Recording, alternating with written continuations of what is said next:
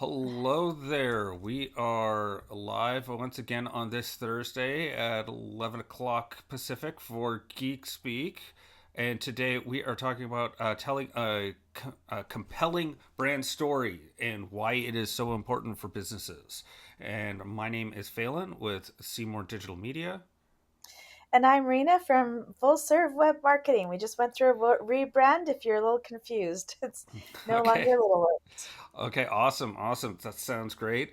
And yeah, so today we're going to be talking about the brand story. I know that it's not going to be the same as like necessarily storytelling, and we're going to go into why that's important and kind of what the subtle differences are between them and why they really matter for your brand. Yes, that's exactly right.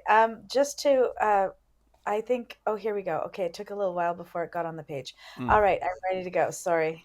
Oh, Go no ahead. worries, no worries. Yeah, the technology stack has been changing on our end in the background, and it's been not fun because I was used to a certain pattern of doing things, and yeah, they everyone deciding to change how they all interact has not been my favorite. Exactly. So it's always fun keeping up with the technology, but that's Yeah, what we do. That's yeah, what we do.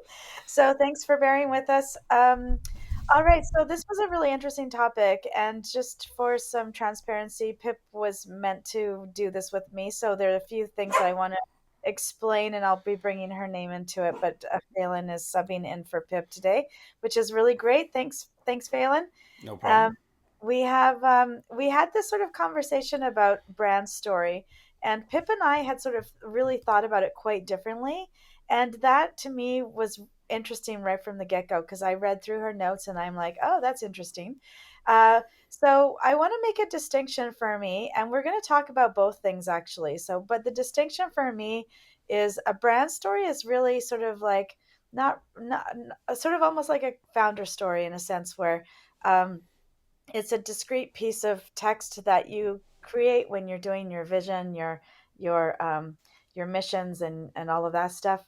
And it's something that you usually put on your website when you're a startup, when you're new. It's really your why, and that is how I look at a brand story. And when Pip was thinking about brand story, she was actually thinking about sort of the story that you weave throughout your brand in all of your marketing, which is not exactly not untrue. Like you absolutely need to do that. So it was pretty fun coming together on Tuesday to discuss sort of the differences because she had a completely different set of points that she wanted to talk about than what I wanted to talk about. Yeah, So I wanted to, if I could just jump into brand story first, and then we can go through storytelling as a brand. I think that's really important. Um, the where they really cross over is where you really want to understand what your brand story is, what your branding is. And a lot of people sort of go and they get their logo and then they get their colors and they get their business cards and they kind of think that, and they put up their website and think the brand is done. But branding is a continuous activity. It's ongoing. It's an old colleague used to describe branding as the thing that is there to represent your brand when you are not. And and I think it's even more than that because I think that person was coming from a designer background, but it's also things like your customer service, your onboarding process, your offboarding process, all of the things that you do should be imbued with your brand. And really your brand comes from the things that you do. So they sort of stem from your values, quite frankly, and how you do business. So that's one thing. So the brand story for me, I just had a couple of points that I'll go through, and then we can jump into story the brand the brand story throughout your here it is throughout your marketing, which I think is the more interesting thing across for everyone that's in the room. So for me, the brand story is really for startups when you need to get some traction and explain who you are, and you don't have a whole lot of testimonials or clients already, or you haven't even worked out your best processes yet. So it's basically your why and what makes you unique in the world among other competitors. So it needs to be a compelling story that resonates with your values, beliefs, wants, and needs, one that makes um, um, helps you engage, helps your clients engage and find you and want to buy from you. So usually they find, they'll use the word, you're in alignment with us. So your ideas and what you're doing is really speaks to the client. And so when it's executed properly, it should differentiate you from your competition, build brand awareness, and build customer trust and confidence in your offerings, and increase your brand engagement. And when should you do this? The earlier the better. Usually I like to start, if you're a new company and you're just launching your website, we're going to put that a brand story quite high up on your homepage usually. As you find other things to feature on your homepage, as you grow as a business, you're going to maybe move your brand story onto your About Us page, and shift what goes on your homepage. Um, so, what your brand story should talk about when you're actually crafting one is your reason for existence, your product or services, your target audience, and your company culture. So, all of that stuff is really important to include. So, when do you abandon your brand story? When it's no longer relevant, when you have more important information to share. Usually, I shift it. I like to shift people from a brand story to the client transformation story. That's what I do, and that's what I do on the website, and that usually goes front and center. So once you can identify really well what your client transformation story is, we want to move from brand story to that. I think that's super important, because then it's focused on the client. The messaging is speaking to the client, what they can expect. It still um, is infused with your brand story, but now you're getting more specific on how that is working on the clients. Um, and again, then you can move that brand story to the founder story or something like that on your about page, which works really well. So Okay, and I've also got a nice little clip on how to build a client transformation story. We won't get into that, but I want to jump back in so that I can bring Phelan into like that was my like really top Yeah. few pieces. We want to talk a little bit more about the how the brand story really needs to be infused in all of your marketing, so that you're not just constantly um, pitching product and services for every post. And you see those posts and you see those brands, and they're usually small companies, and there might be solopreneurs, and what they're constantly doing is trying to get you to sell, and they're trying to sound excited, like you should be excited, and they use a lot of exclamation points. Those are not storytelling. Those Yeah. don't tell stories. Those don't sort of help build all those points with your prospects that we talked about in your brand story. So we want to sort of like think about that, and uh, we want to think about that when we're doing our marketing, because if we say we're so excited to share this new product with you, well, nobody cares if you're excited, honestly. Jumping right into how that's going to transform your clients' um, um, life and make their life better and create a lifestyle that they're going to want, or solve their problem in a way that is going to work for them. Once you get into using all that language and how that's going to happen and why it's important, that's how you get the story out there, rather than the descriptions. So usually people are going, this is what we have, and these are the features, and this is the benefit. But if we actually shift that to the transformation, start with the transformation, and then you can kind of key into those benefit statements a little bit lower down.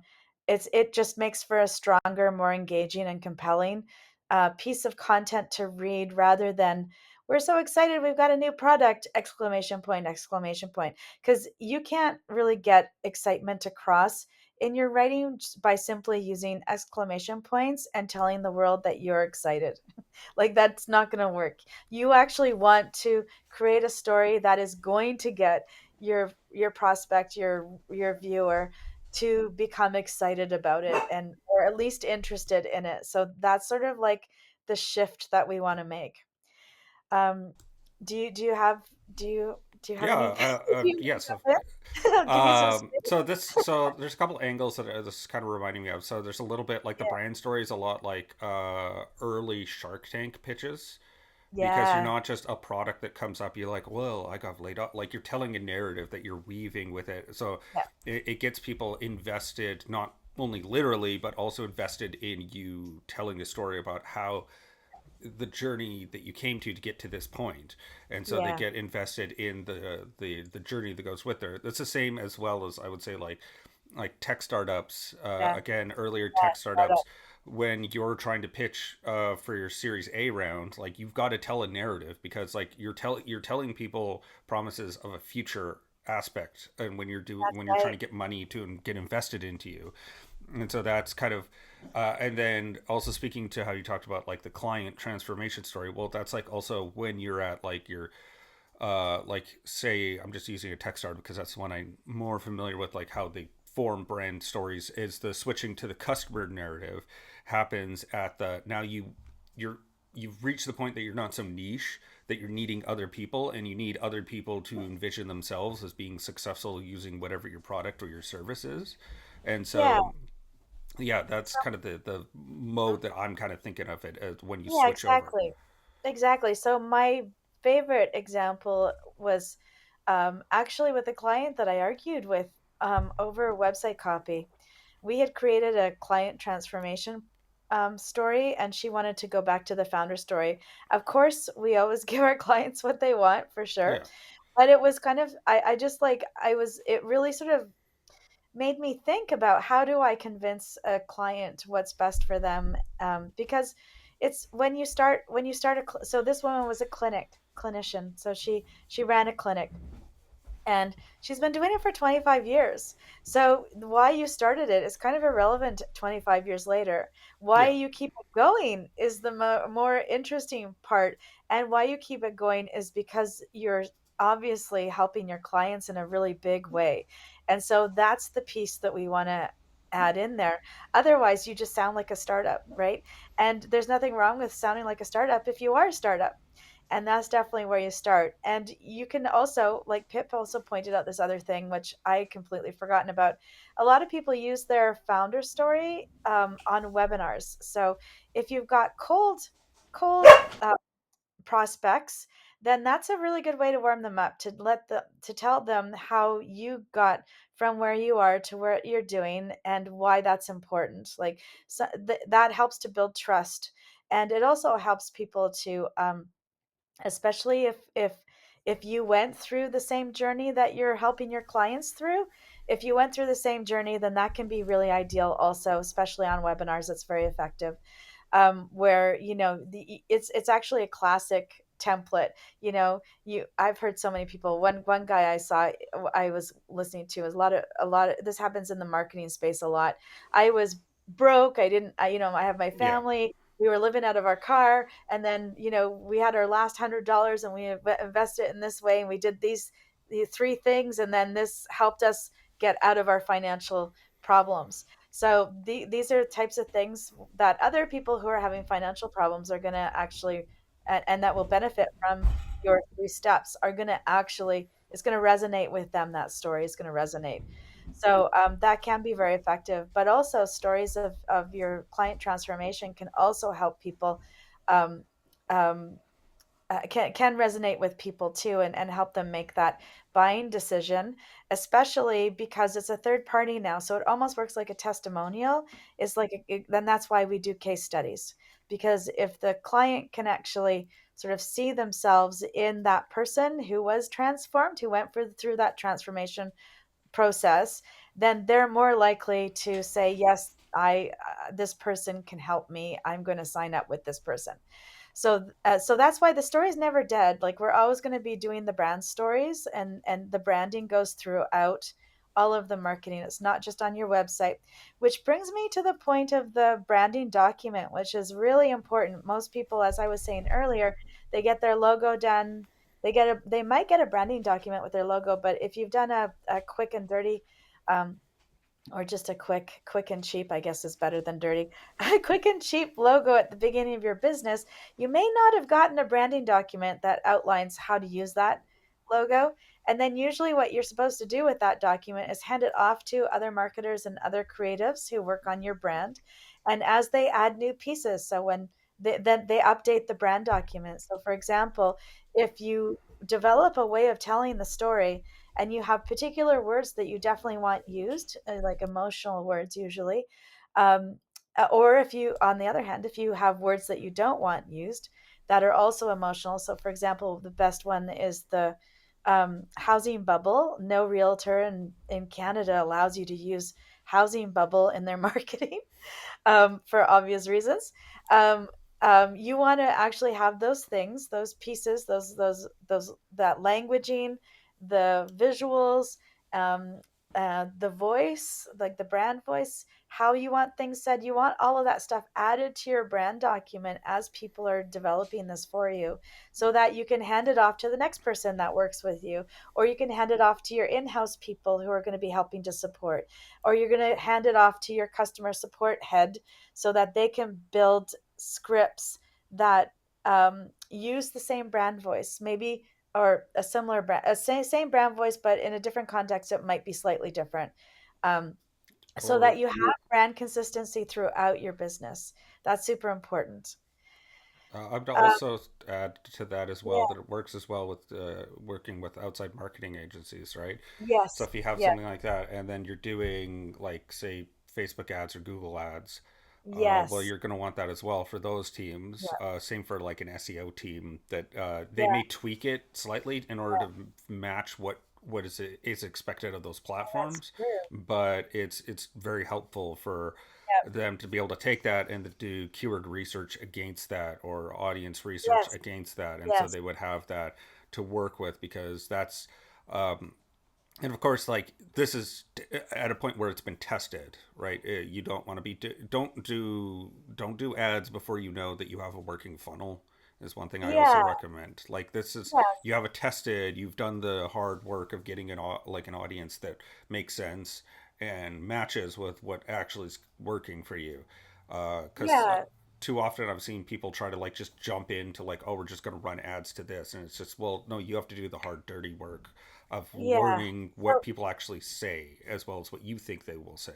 that's right. So if you've done an ad campaign, for example, you've tested those ads, you've usually tested out different visuals, you've tested out different headings and different copy, and then you've tested out your landing pages. So once you've actually spent the money to do that testing, you want to hand that information over to the next person who's doing the next piece because they've already spent the money testing. So Yeah. don't spend the money twice, right? So if you've done Facebook ads and you're going to do Google ads, send that data from the Facebook ads to the Google ads person, and it just sort of jump starts everything. It's like a cheat sheet. Your branding document should become a cheat sheet.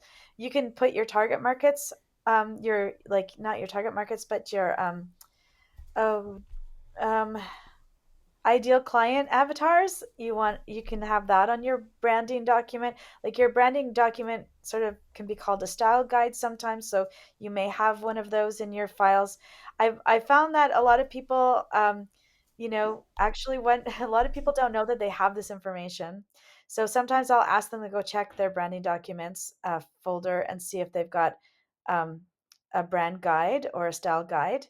And it's funny how many people come back to me and say, "Oh, I didn't even know I had this," and they've had it for years. So Oh then we yeah. can add to it.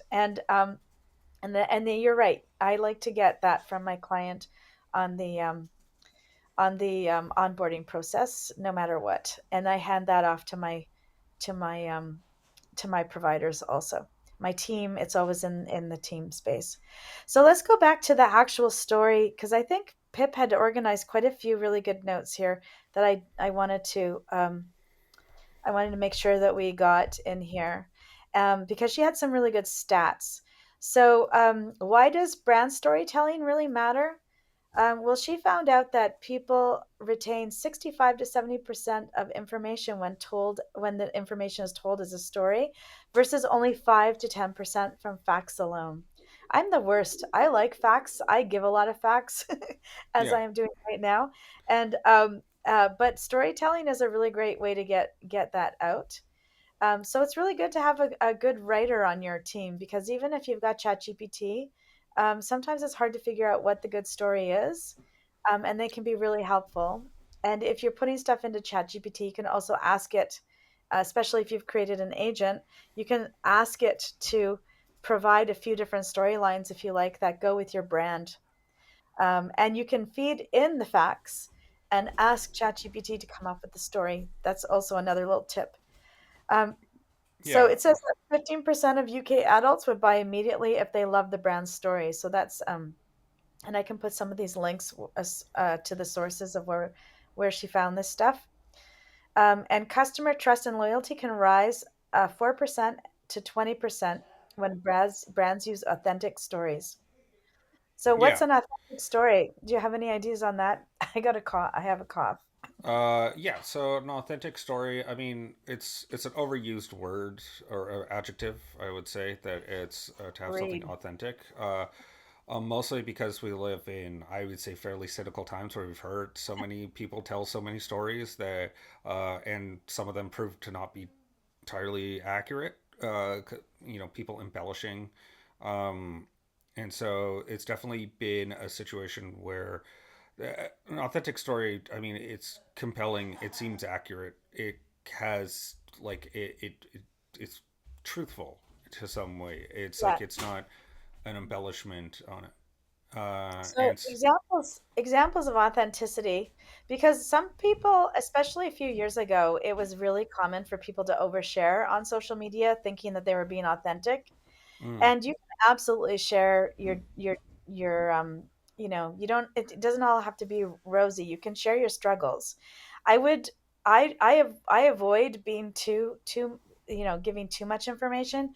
Just because I am having a shit day today doesn't mean I'll have a shit day tomorrow. I don't need to express that shit day. If my campaign failed and there's a really interesting reason as to why it failed, and people can learn from that, I'm all for creating a case study on the things that didn't go right, like just as much as I am building case studies on things that did go right.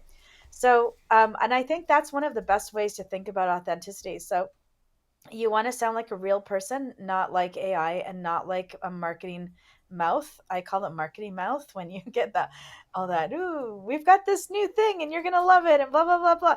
It's yeah. more like it looks more like authenticity does look like case studies. Like, how many people have you put through on this? What were their results?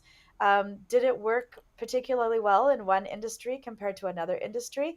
Do you recommend it for one and not the other? Like, especially, we've talked about SEO a lot, Phelan, you and I, on Geek Speak, and Hmm. I feel like what comes up often is that not all SEO is going to work the same for everyone. So while you're going to do local SEO for one person, you might do. We did a session on global SEO at one point, not Yeah. that long ago. So you're going to do different strategies for the different places. So authentic storytelling could just simply mean creating good case studies. Like, that's a great place to start to find your authentic brand voice. And within that story, what is going to come out is, what language are you using? Are you friendly and approachable? Are you professional and I can't think of a second word. Rigid. Professional. Yeah, yeah. I'm trying to think of a That's the good way. Why would somebody? Yeah, yeah. are you extremely professional and competent? Right, that's one way. Friendly and approachable is another one, and then it could be or alternative or and warm and bubbly is another useful. one. Yeah, Like it's a yeah, little like exactly. overly like Yeah, very yeah, Instagrammy type of very like warm soft language that you're doing yeah, depending yeah. on your audience and who you're talking to. So Exactly. So that's where authenticity comes out. So know the adjectives that you how you want your target market to feel and what's going to resonate with them in terms of how you want them to feel. Do you want them to feel like they can come to you for help all the time, or do you want them to feel like you're going to be able to manage the whole thing on your own without any input from them, or are you, all those kind of questions which should come about during a kickoff session with a branding expert. So that's usually what happens.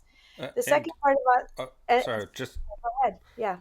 one thing that immediately comes to mind that is that you have to also strike a delicate balance of while you're doing that not being overly and like becoming cringe and like Yeah. you're like that inauthenticity tips over to the other side and Yeah. you lean That's in exactly right. and you have to That's, like strike the balance and then really the authenticity is coming through where it's like you actually feel like yes. you actually are genuine about it versus being like Yeah. saccharine would be the I think, adjective, the five yes, dollar I word think for that. genuine is the perfect word. And in fact, when people use the word authentic, I find it super vague. And I generally steer people towards genuine. Like, what will people really find in your business? How do you want them to feel?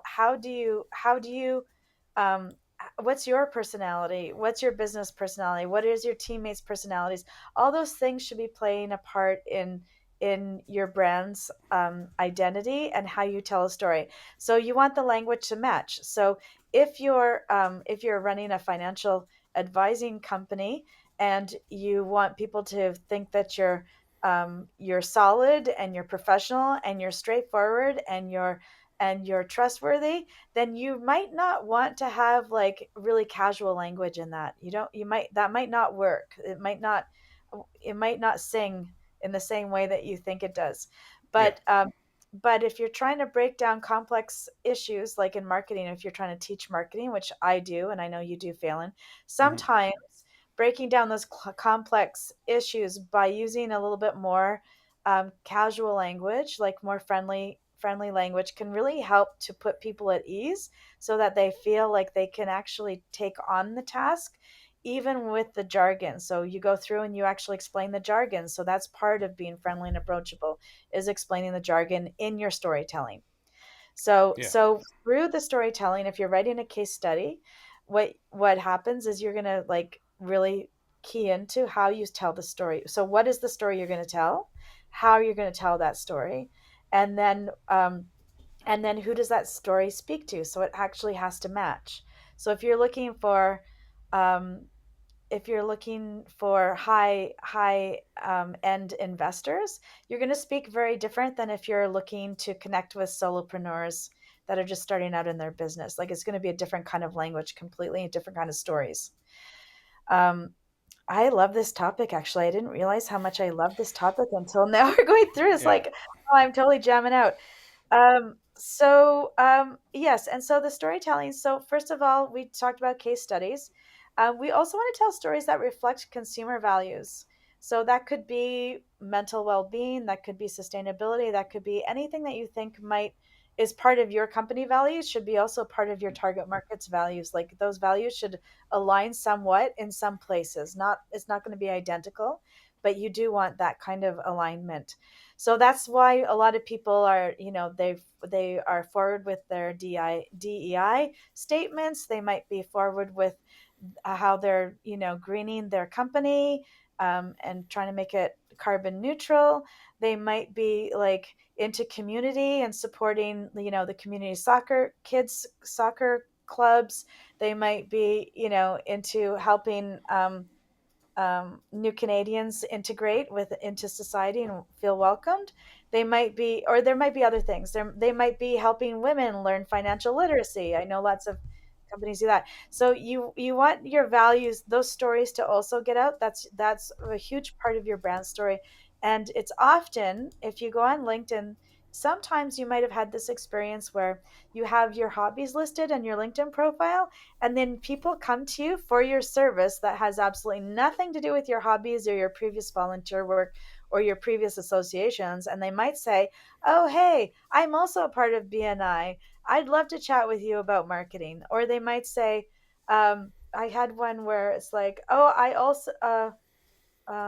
forgot. I had somebody do this like a few years ago, and it was just the weirdest connection. Had nothing to do with business and what I was offering them, but because I had it on my hobbies, they were interested in doing business with me because it was also a big passion for them.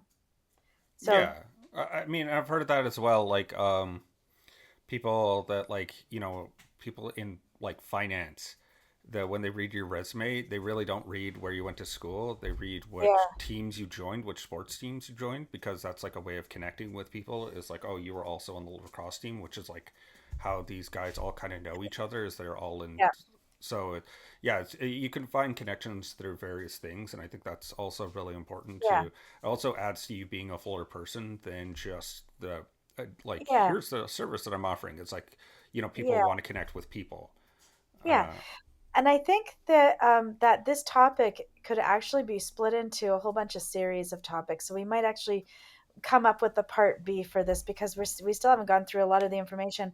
But one of the things I wanted to leave you with, since we talked about case studies and we talked about founder stories and testimonials, the mm, last one that I really think is a great opportunity to show your brand story is by doing behind the scenes posts, mm. or blog posts, social posts. It doesn't really matter. Those get a lot of action and they stick in people's minds, especially if you're doing things like if you're going and participating in some kind of volunteer event or some kind of sporting event. So one of my clients does the Sun Run with in their business every year, and that's always a great. That post always gets a ton of action, and it's really great because otherwise they're a software company for heavy industry, and that's actually quite boring. Yeah, So this actually helps them get their people front and forward and show the personality of the team and what their values are in a particular way that can help shift people's mindsets about who this brand, otherwise obscure brand, actually is. yeah, for sure, for sure. I think that we will definitely have a part B. I think we'll figure out Yeah, something related to this to go off yeah, of. But great. we are at time right now, and Yeah. so do we know what the topic next week is? Yes, I'm just opening up the document, so just give me 1 second. All So right. next week it is going to be, it's going to be accessibility and web design. How does that happen? I Yeah, thought we did one we recently. did. I think we need to change that out. So Yeah. w- next week's topic is to be announced. It's always on Thursdays at 11 a.m. Pacific time. Wherever you're viewing this now is where you can come back and either watch it live or watch the replay. If you want to join our community, we are the Business Marketing Mixer group on Facebook. Hope to see you next week. Okay. Bye.